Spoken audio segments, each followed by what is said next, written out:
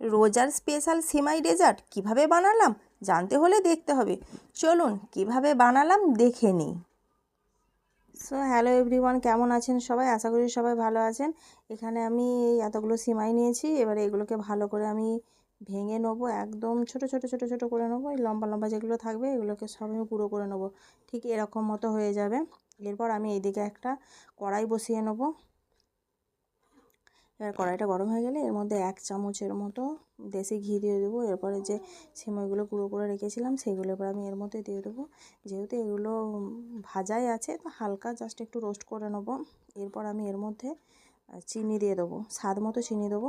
এবার চিনিটা আমার দেওয়া হয়ে গেলে অল্প এবার একটু পানি দিয়ে দেবো, যাতে চিনিটা গলে যায়, না হলে তো আবার লেগে যাবে। ওই জন্য অল্প একটু পানি দিয়ে দেবো, দিয়ে আবারও কিছুক্ষণ এভাবে নেড়ে চেড়ে নেবো।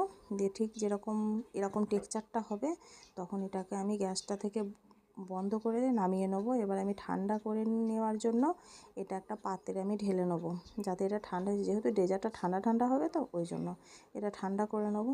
এদিকে আমি আবার একটা কড়াই বসিয়ে দিয়েছি, এর মধ্যে আমি 1 লিটার দুধ দিয়েছি। এবার এই দুধটা ভালো করে আমি জাল করে নেবো। তার জন্য এবার আমি এর মধ্যে 3 থেকে 4টে ওই এলাচকে থেতো করে নেবো, জাস্ট যে ওই স্বাদ হওয়ার জন্য।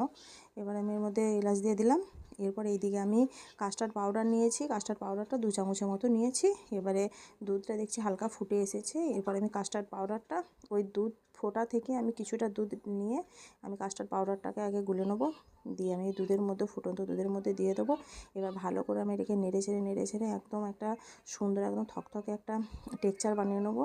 ঠিক দেখতে পাচ্ছেন যেরকমটা দেখাচ্ছে ঠিক এরকমটা করে রাখবো। এরপর আমার এই টেক্সচারটা হয়ে গেলে এবার এটাকে আমি হালকা একটুখানি কিছুক্ষণের জন্য রেখে দেবো ঠান্ডা হওয়ার জন্য। এরপর আমি এইদিকে একটা পাত্র নিয়ে নেবো, যেটাতে আমি একে ফ্রিজে রাখবো, সেরকম পাত্র নিয়ে এবার এর মধ্যে কিছুটা আমি এই যে ব্যাটারটা রয়েছে এটা আমি দিয়ে দেবো।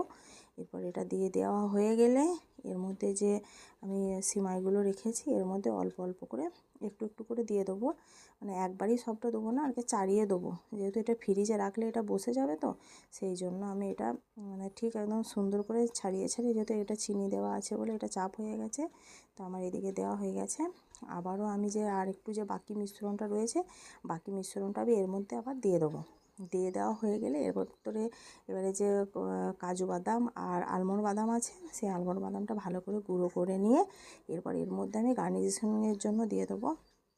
এবার ভালো করে আমার দেওয়া হয়ে গেলে এটাকে আমি ফ্রিজে এবারে রেখে দেবো, 1/2 ঘন্টার মতো রেখে দিলেই এটা হয়ে যাবে। তো কেমন লাগলো বলুন? এত সুন্দর ঠান্ডা ঠান্ডা ডেজার্ট কার না ভালো লাগে? তো যদি ভালো লাগে অবশ্যই লাইক কমেন্ট শেয়ার করবেন। ধন্যবাদ।